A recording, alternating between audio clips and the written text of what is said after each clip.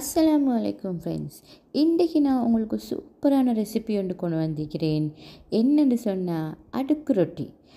Welcome to my YouTube channel viewers. வாங்க நாங்கள் இன்றைக்கி அடுக்கு ரொட்டி எப்படி செய்கிறேன்னு பார்ப்போம். வீடியோவை ஸ்கிப் பண்ணாமல் பாருங்கள். பிடிச்சி இந்த லைக் பண்ணி உங்களோட ஃப்ரெண்ட்ஸோடு ஷேர் பண்ணிக்கோங்க. வாங்க நாங்கள் இப்போ வீடியோவுக்கு போவோம். இதுக்கு நாங்கள் ஃபஸ்ட்டுக்கு ஒரு பேட்டர் செஞ்சுக்கொள்ளணும். அதுக்கு நான் 1.5 கப் மைதா எடுத்துக்கொள்கிறேன். கலருக்காக வேண்டி ஒரு 2-3 பிஞ்சஸ் டர்மரிக் பவுடர் எடுத்துக்கொள்கிறேன். அது பிறகு தேவையான அளவு சால்ட் ஆட் பண்ணிக்கொள்கிறேன். அதுக்கு பிறகு 1 எக் ஆட் பண்ணிக்கொள்கிறேன். அதோட நார்மல் வாட்டர் எடுத்து இந்த பேட்டரை நான் செஞ்சுக்கொள்கிறேன்.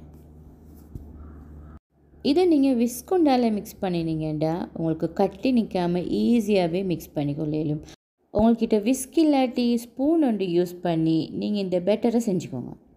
இந்த பேட்டர் பேன் கேக் பேட்டர் ஒன்று மாதிரி வரணும். நாங்கள் நார்மலாக பேன் கேக் செய்கிறதுக்கு எடுக்கிற பேட்டர் மாதிரி அந்த கன்சிஸ்டன்சியில் வரணும்.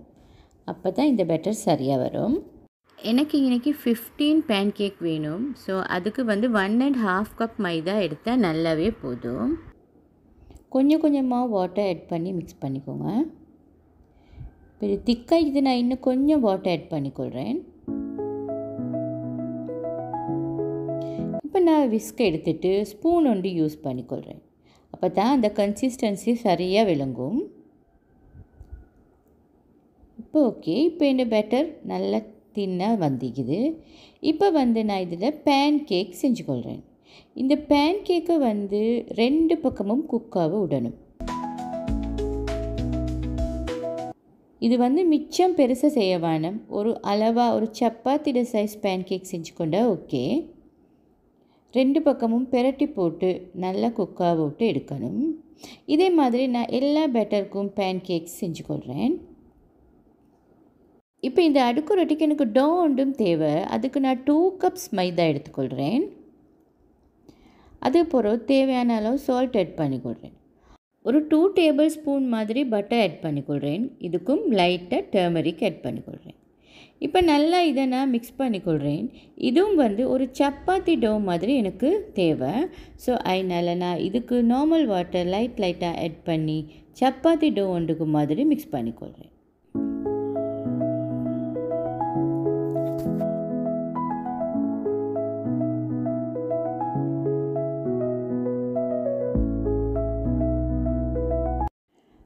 வாட்டர் ஒரே மிக்க ஆட் பண்ண வேணாம். லைட்டாக ஆட் பண்ணி மிக்ஸ் பண்ணிக்கோங்க. மிச்சம் இது வாட்டர் கூட இந்த டோ ஸ்டிக்கி இல்லாத ட்ரை டோன்ட்டு தான் வேணும். இப்போ இந்த கன்சிஸ்டன்சி வந்தால் இந்த டோ ரெடி ஆகிடுச்சு. இந்த டோவை நான் ஒரு 2-3 மினிட்ஸ் மட்டும் கொஞ்சம் லைட்டாக நீட் பண்ணியும் வேணும். இப்படி லைட்டாக நீட் பண்ணி நான் ஒரு 10 மினிட்ஸ்க்கு அப்படியே க்ளோஸ் பண்ணி வச்சுக்கொள்கிறேன்.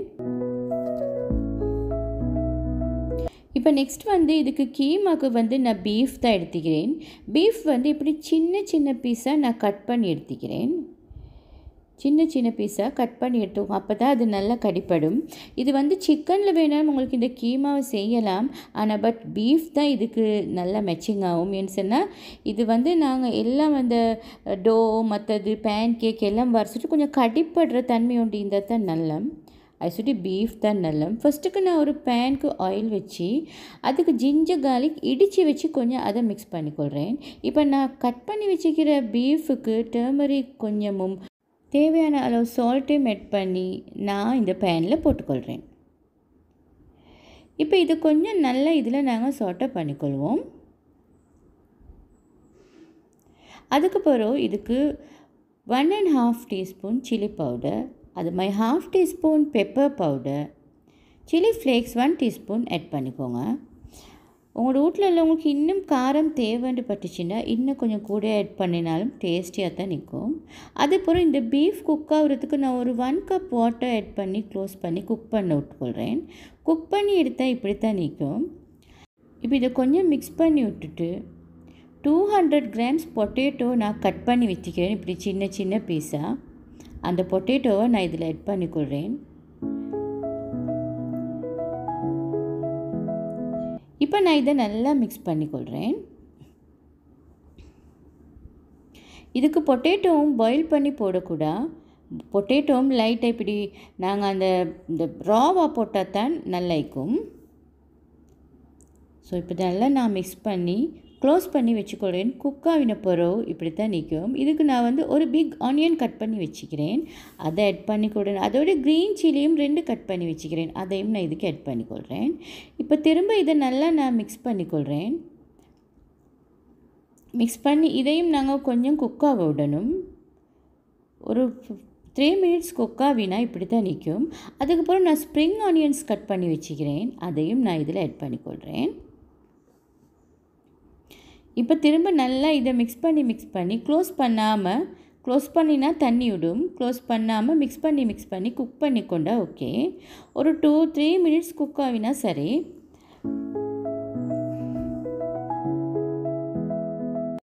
இப்போ இந்த கீமா கறி குக் ஆகிடுச்சு. இப்போ நான் வந்து அடுக்கு ரொட்டி 3 செய்கிறதுக்கு பிளான் பண்ணிக்கிறேன். அதனால் இந்த கீமாவை நான் 3க்காக டிவைட் பண்ணிக்கொள்கிறேன். அப்படி டிவைட் பண்ணி எடுத்தோம்னு சொன்னால் எங்களுக்கு கீமா வேஸ்ட் ஆகவே மாதிரி, கீமா போவே மாதிரி. இப்போ அந்த டிவைட் பண்ண ஷேரில் ஒரு ஷேரை நான் எடுத்து ஒரு பவுலில் போட்டுக்கொள்கிறேன்.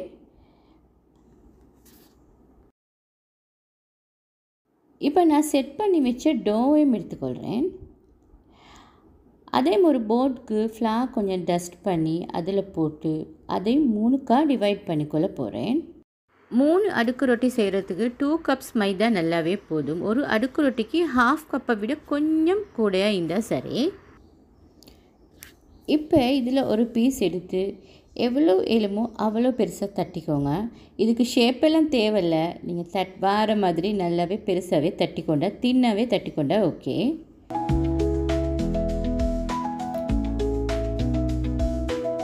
தட்டிட்டு இப்போ நான் செஞ்சு வச்ச பேன் கேக்கெல்லாம் இருக்குது, அதில் ஒரு பேன் கேக் எடுத்து இதில் வச்சுக்கொள்ளணும்.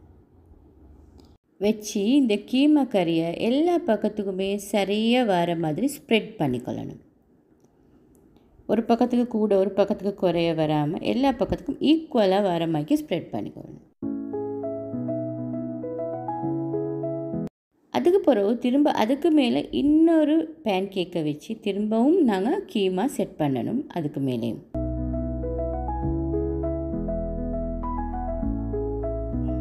இப்போ திரும்ப இன்னொரு பேன் கேக் வைக்கணும். அப்படி நான் வந்து 5 லேயர்ஸ் வைப்பேன். அதுக்கு விட கூட வைக்க வேணும், ஏண்டா அப்போ ஃப்ரை பண்ணிக்கொள்றதுக்கு கஷ்டம் எங்களுக்கு. இப்போ பாருங்கள், நான் எடுத்த கீமா கறி கணக்காக போகுது. இதுக்கு நான் எப்பயுமே இப்படி தான் டிவைட் பண்ணி தான் எடுத்துக்கொள்வேன், அப்போ பேலன்ஸாக வரும். இப்போ இது முடிஞ்சோடனே நாங்கள் இதை தட்டி வச்சுக்கிற டோ அப்படியே இதுக்கு மேலே வைக்கணும். வச்சு ஃபுல்லாக இதை கவர் பண்ணணும். நான் வந்து பேன் கேக் செஞ்ச பேட்டர் அப்படியே வச்சுக்கிறேன், அதை அப்ளை பண்ணி தான் நான் இதை அப்படியே பேஸ்ட் பண்ணிக்கொள்கிறேன். உங்களுக்கு வேண்டாம் இந்த கீமாக்கு மேலே இன்னொரு பேன் கேக் வச்சு கூட இதை கவர் பண்ணிடும். ஆனால் நான் அப்படி வைக்கலை, ஏன்னு சொன்னால் நிறைய அப்படி லேயர்ஸ் கூடினா அந்த டேஸ்ட் இருக்காதுண்டு. ஸோ இப்போ நான் இதை அப்படியே கவர் பண்ணிக்கொள்கிறேன்.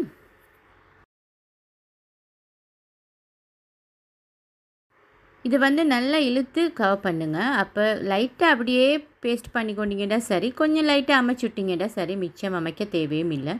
ஓகே, இப்போ என் அடுக்கு ரொட்டி ரெடி ஆகிடுச்சு. நான் ஏற்கனவே பேனுக்கு ஆயில் வச்சுக்கிறேன், ஆயில் ஹீட்டாக. ஆயில் வந்து நிறைய வைக்க தேவையில்லை, இந்த ரொட்டி பெருசாகிக்குதுன்னு சொல்லி நிறைய ஆயில் தேவையில்லை. நான் வந்து 1/2 கப் ஆயில் தான் ஆட் பண்ணிக்கிறேன், நீங்களும் அந்த மாதிரி ஆயில் ஆட் பண்ணிக்கோங்க. ஏன்டா நாங்கள் இந்த அடுக்கு ரொட்டியை வச்சோன்னே ஆயில் அப்படியே மேலே வந்துடும்.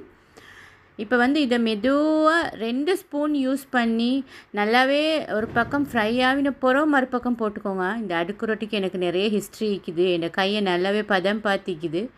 ஸோ அதனால் கவனமாக இதை ஃப்ரை பண்ணுற செக்ஷன் வரப்போக்குள்ள தான் நாங்கள் மிச்சமே கவனம் வைக்கணும்.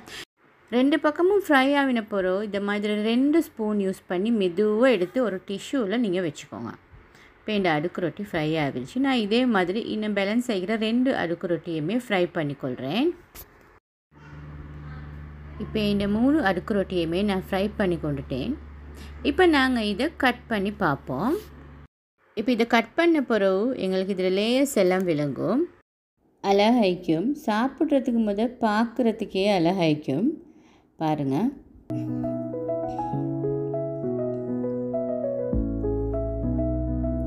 பாருங்கள் இப்போ எப்படி லேயர்ஸ் நல்லா வந்திக்குதுன்னு சொல்லி. ஓகே ஃப்ரெண்ட்ஸ், என்னோட அடுக்கு ரொட்டி சூப்பராக ரெடி ஆகிடுச்சு. நீங்களும் இதை கட்டாயமாக ட்ரை பண்ணி பாருங்கள். உங்களோட இஃப்தாருக்கு நல்லா இருக்கும். ட்ரை பண்ணி பார்த்துட்டு எப்படி வந்துச்சுன்னு எனக்கு கமெண்ட்டில் சொல்லுங்கள் ஃப்ரெண்ட்ஸ். இந்த ரெசிபி உங்களுக்கு பிடிச்சிருந்தா லைக் பண்ணுங்கள். இதுதான் ஃபர்ஸ்ட் டைம் இந்த சேனலை நீங்கள் பார்க்குறீங்கன்னு சொன்னால் சப்ஸ்கிரைப் பண்ணி உங்களோட பெரிய சப்போர்ட் எனக்கு தாங்க. இதே மாதிரி இன்னொரு ரம்ஜான் ஸ்பெஷல் ரெசிபியோடு உங்களை சந்திக்கிறேன். அஸ்ஸலாமு அலைக்கும். Ramadan Mubarak friends.